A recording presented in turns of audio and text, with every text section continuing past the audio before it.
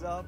It's your boy, Anecdotal, and today I want to talk about two very ignored units that need to not be ignored.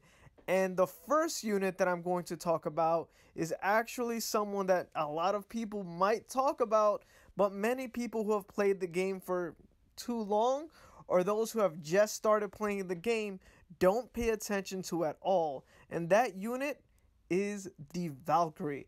Now, I've seen some attack in guild boss raids, and I've seen some bases for guild wars or some just outland battle teams, and people are just completely lost.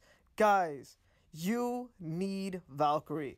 Valkyrie works on your team. If you don't have one, you can just put Valkyrie in there. In fact, with Valkyrie's pet Sarah, the buff that Valkyrie gives you is increased. So if you're serious about guild boss wars and guild boss raids, use Valkyrie on your team.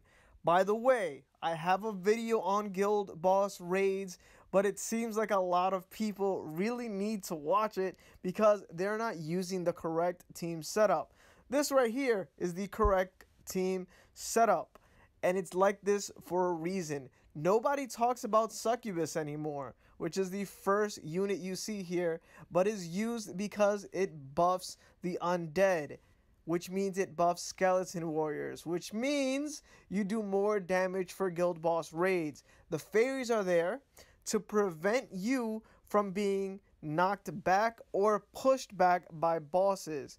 So that's why it's there. Remember, guild boss raids are totally the opposite of outland battle. For guild boss raids, really all you're doing is buffing your troops as much as possible to maximize damage. And that's what Valkyrie does. Increases speed, increases power. The sorceress, some exchange the sorceress for drummer because drummer increases your crit rate and crit damage and speed and all of that great stuff. But sorceress prevents you from being stunned, and it's the only thing that can prevent stunning. So that's why sorceress is there. Now, if you're facing this opponent and you read the description and it says nothing stuns, then you won't need to have a sorceress. But as you can see here, the two bottom skills use stun. So you need a sorceress. But if you see that it doesn't, if you want to have more DPS, replace the sorceress with a drummer.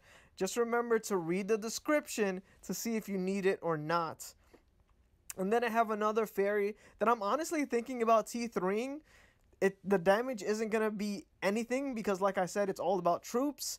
But yeah, just felt like I needed to go through that one more time because a lot of people are just not using a good team and are not seeing any results because they're not doing any damage and not getting pet fragments from guild boss raids, which is a huge hindrance on your progression in the game.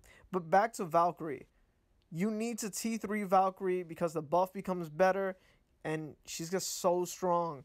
Other than usefulness, being 1 on your team and 2 on guild boss raids is actually being in war. So even in wars, I use Valkyrie. Can I see that I'm using... if I click battle, will I end up in battle? I don't want to lose my troops. Well, even in the battle, Valkyries do major damage and can attack both people that are in the air and people that are in the ground, so it's very versatile. Even in Tower of Trials, the buff that Valkyries give the rest of your units help you beat the stage. And then, of course, as I said, Outland Battle, humans rule. The human tribe takes over Outland Battle, and Valkyrie is pivotal. See, Valkyrie's here first, so I know that the buff is there. And then all the flame spirits follow. Cleric can be replaced with a flame spirit, and actually so can Steampunk, but I just like to see some variety. So 2 Valkyries are there so that the Valkyrie buff is always apparent when I play those game modes. Now, there is also Spirit Highlands, For Spirit Highlands, there are a lot of very important things that you need, but one of them is most definitely having a Valkyrie to buff everyone else in your team so that you can get through. Now, yeah, there are definitely a lot of other important units. Frost Demon ends up being very important later on when you have its pet. Blade Master right here that I have second is great. Ninja of Darkness can never be ignored. Elementalist has nice pushback. And Hippos are just hippos. You just can't say no to them.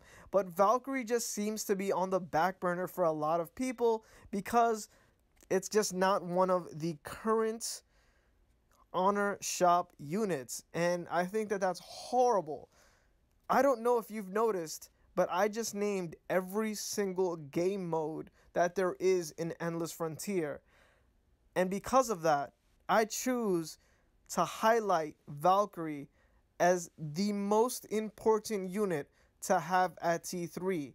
If you just started playing this game, if you choose to get Valkyrie instead of Hippo, it still might be a mistake, but you'll always use Valkyrie.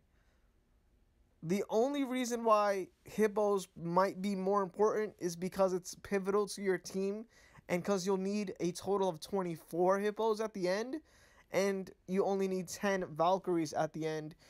But man, are Valkyries important. Do not forget about Valkyries. The second unit that absolutely is ignored in the game but is important, not to T3 but just to have, is Incubus. Now let's see, Incubus is right here. For those of you still struggling in guild boss raids, it's probably because of Innervate. See, both of these units came out at the same time and have this special ability called Innervate, which reduces the raid skill cooldown time by 3% each. So just make sure that once you have everybody, that you're able to maximize your Innervate. So here you go. If you look at my Innervate, you go ahead, you will see that it is maxed out at 40. Now, even I, just being caught up with all the new honor units that come out, or if you're a new player just not knowing about previous units and the skills that they all brought to you, such as Spirit Awakening, Inner Passion, Innervate, Innervate 2, and then the Resistance. By the way, talking about Dark Resistance, when are we going to be offered this pet for free? I've seen that it's been offered only twice now, and that's only with a $3 purchase or a $5 or $10 purchase. Come on, guys. What's going on? Give us some Dark Resist. I know that it's a race right now to the top to see who could finish the 4th raid, but give us some Dark Resist. Are you only letting people that are pay to win get that? But yes, currently my Innervate is at 40%, but it can be at 50% if you get the pet for Incubus. Now, the pet for Incubus is black. And I'm not saying that's the color of the pet. It's actually called black. Where are you? Bam!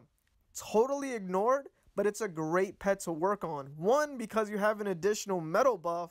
2, because it increases the attack of undead. So even when at 1 star, it gives you something. It gives you an additional metal buff. At 2 star, it gives you a little bit more. It goes from 5 to 10. And then at 3, you get some guild boss raid power for the undead. And then that increases again at 4. And then at 5, you end up being able to use all of your skills more efficiently because the cooldown time is lowered. So here, while fighting this boss, I have these 3 skills. I have the attack speed and the attack strength. And they stack. So it's always a good idea to wait about 5-10 seconds into the match. There are a lot of people that say wait for 10 seconds so that all of your units are there. And then you click both. And then you wait, and then you click skill 3 and then skill 1. Now, I don't really like doing that. Instead of stacking and using both at the same time, I really just like using as many skills as possible. So at 50%, instead of 40%, you'll be able to use skills that power up your troops. And let's not forget that there are power in numbers. For the 5 units that you have here, there are also 40 little troops that are there that all get this power up. So increasing your speed for skill cooldown by an extra 10% to making it halved is amazing. And you're going to see and have yielded amazing results with it. Which is why, from now on, because the person I've been farming, since I just don't know who to get anymore, seeing that I have so many units and so many pets, is going to be Black. Now, before I was using Judah for the same reason, because I got a metal buff, so I thought that'd be nice, and I was increasing my damage for guild raids. But there's Black right here. Wait, missed it. Hey, I clicked teaser. I was just teasing, guys. I was just teasing. But yeah, Black is right here, so I'm going to go ahead and use Black. Of course, on top of that, what I care about even more than all of that is working on Mir, as in come here, and increase its attack power because I get an extra plus for guild boss raids. I already got the pluses for everybody else. I got Rapti. These are all the trainers. If you get the trainer pets, you get an extra plus. If you don't know what I mean by talking about these pluses, what I mean is that they're 10 times stronger, basically. When you click here, you see that there are all these pluses, right? It goes all the way up to 4 pluses. The only one that I'm missing right now is the human one. So you see there are only 3 pluses on my human because I don't have Mir yet. Everybody else has 4 pluses on them, so they're that much stronger. It's been argued that it's about a 5 level difference, so I'm doing the same damage as somebody that's level 198 would do instead of 193. And anybody that's somewhat up there in level knows that 5 levels is weeks of grinding. I will not be level 198 anytime soon. Believe me. Well, I am actually about to get Gorgon here. 2 more frags after I beat the 3rd boss, or maybe one of my guildmates will, and I'm about to go ahead and limit break artifacts, and all that could change. So I really just wanted to highlight Black right here because guild boss raids is something that is a huge point of contention right now. Some people don't know what they're doing. There's a huge race to the top, and people are struggling just to beat the first raid. So that's also big because they're not using the right guild boss raid setup. They don't know how to optimize their attacks. Right now, I'm doing it by adding an extra plus to all of my characters. And now I'm also going to do it by increasing my skill cooldown to use my skills. So right now it's going to be huge. It's going to be a huge push. So guys, make sure that you go ahead, that you get your Valkyrie, that you get your Incubus, that you farm Black if you're done with everybody else that's important. And you go ahead and you raid like you've never raided before, and you raid correctly. Definitely don't make mistakes like using Skeleton Warrior, your strongest troop, on an enemy that flies. Don't do dumb mistakes. Do the right thing. Help out your guild. Attack like you've never attacked before. And as always, and look at this, Incubus is in the roulette. Let's hope that we get Incubus just for this video. Guys, if you like this video, make sure to like it, share it with your friends, your family, your loved ones, your guildmates, and anyone that plays Endless Frontier. And of course, if you want to see some more Endless Frontier content, make sure to subscribe. I'm your boy Anecdotal, and we did not get Incubus. Peace out.